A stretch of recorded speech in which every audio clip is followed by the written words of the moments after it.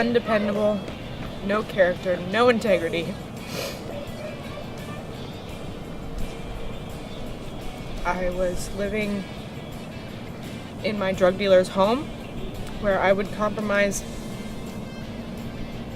Well, I didn't stand for anything, so every single thing I knew. I was walking around the streets. It became so bad that it was to the point of me, that was the only thing that I desired, the drug. And as long as I had it, I didn't care how cold I was, whatever else. Somehow that gave me the comfort that was needed for life. My drug habit started, actually, it's kind of a cliche story. I got in a car accident and was prescribed Oxycontin. And from there, I spiraled down into using heroin, meth. I was just a full-blown addict, stealing to support my habit, and ended up living in my truck with my dog and lost all my family. I had nowhere to go, and I lost my job, lost my apartment, and actually I lost none of this. I know exactly what happened to it. I jonesed everything off, and I absolutely did hit my rock bottom finally in January 2013. And then I was very fortunate to find Mountain Ministries. Mountain Ministries has literally saved my life. When I first got there, I saw the building and I thought, this has got to be a joke. What is this rehabilitation center, or this program that they're saying is a year long? I wasn't sure exactly what to expect. And so I went into the school and they gave me a tour and just kind of threw me in. And I ended up staying the full year and graduating. When I first got there, I remember living with 30 women wasn't appealing. The idea of it just scared me. And so I detoxed from the drugs, and reality kind of sunk in, that the damage that I had done and where I was at. And so I figured I have nothing to lose. I might as well just give this a whirl. And I ended up finding myself and getting my soul back and becoming whole again. I'm gonna start crying. So right when I got to the mountain, they went over some guidelines, and I discovered that not only was I gonna have to give up my nicotine habit, stop smoking, quit smoking, which I didn't think was possible. I wasn't gonna be able to watch TV. There was no internet, no cell phones. Just kind of they separate you from the world, basically, for about a year, and just kind of give you a little find yourself time. Okay, so through the week, a typical day starts at 7 a.m. with devotions for a half an hour. We then eat breakfast. After breakfast is chore time, get ready for the day. And then about 9 a.m. we do a half an hour of worship and praise. So we pump up the music and just talk to God for half an hour. After that, we do Bible study, morning Bible study.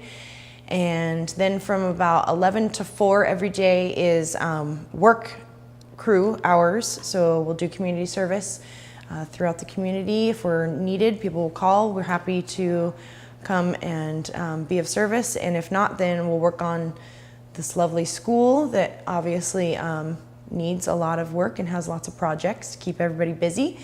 And then we do an early dinner about 4:30, and then we have another half an hour of worship and praise and an evening Bible study.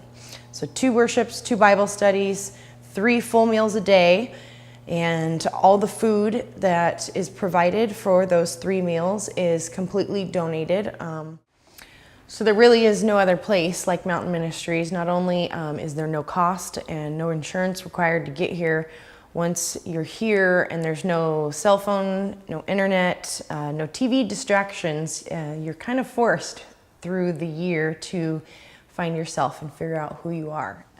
So the Mountain Academy School at any given time, on average right now, I think we have about 45 children, and there's 3 different classrooms. We have our preschool and kindergarten class, then we have the elementary middle school kids, and then we have high school. And all the teachers completely volunteer their time, and nobody gets paid for the time that they spend. So all of the teachers that are there are choosing to be there and God has provided everything that we have at the school so far. There's no budget, so we don't have a budget of any kind for supplies. We are completely run off donations, and at the beginning of every school year, we'll ask the church to bring a backpack for each child full of their school supplies, and that's basically how we get through the year. A lot of the stuff that we have right now has the toys and puzzles and books and everything have been donated. So any kind of a budget for the school would be extremely helpful. Some kind of a stipend for the teachers would truly be a blessing, because a lot of them, instead of working and providing for their families, are depending on one income and are choosing to continue doing this so that the children from the women that are in the program can continue being in the program and can continue getting an education. Oh yeah, there's no heat on the 3rd floor, which is where the school's classrooms are. And so we have about 6 gas or propane heaters that we turn on every morning, get the classrooms heated. And yeah. So we have several vans here that we use for transportation. They've all been donated, and they're all pretty mountainized vehicles. We need new transportation desperately. We go to church every Sunday. Every Sunday night we jump in the vans, and some of them don't have heat. Some of them have ropes holding the doors on. Most of the vans are I think from the 1970s, and so our transportation is in dire need of some improvement and help right now. Gary and Faye Miller first started Mountain Ministries, and they had property over in Rose Valley, which is now where the men's program still is to this day. The school here was donated actually about 6 or 7 years ago, and so this area is where the women's program is. So the men's is over in Rose Valley in Washington, the women's program's here in Rainier, Oregon, and yet they're still all affiliated. Mountain Ministries is one big establishment. The men and women are just separated.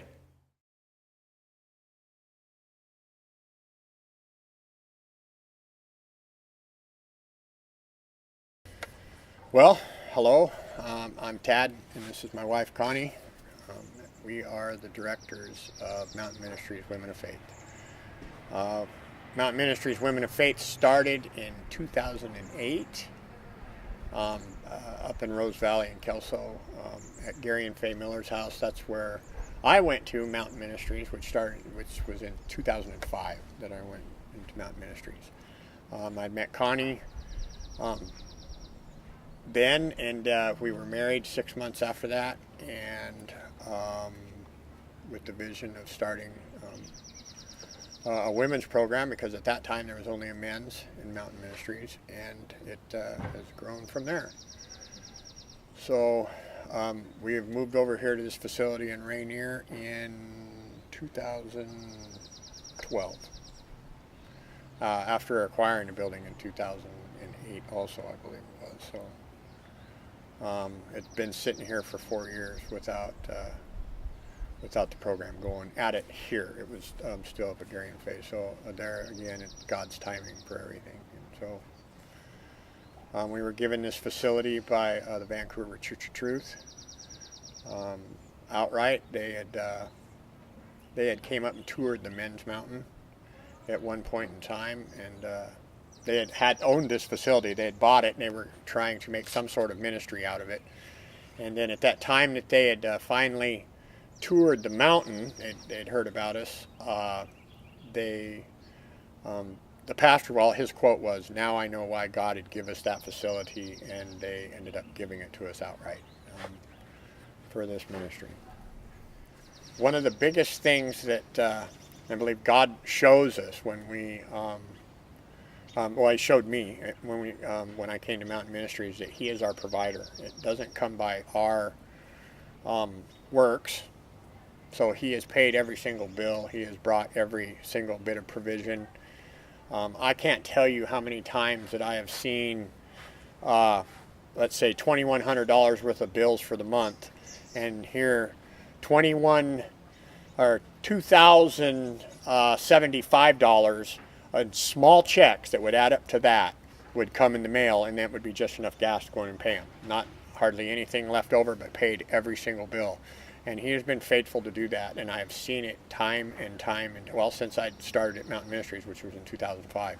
And so that's what he has actually done here also.